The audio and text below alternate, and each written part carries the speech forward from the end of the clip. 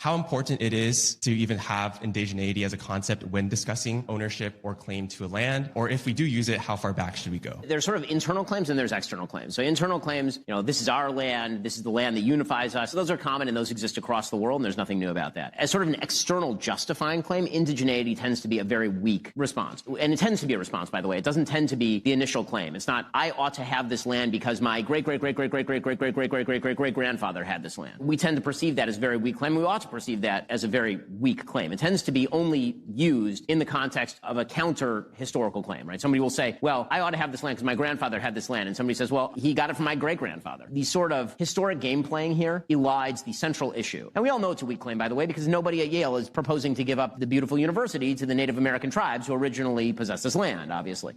So that sort of claim is, I think, a misdirect. I think it's a red herring.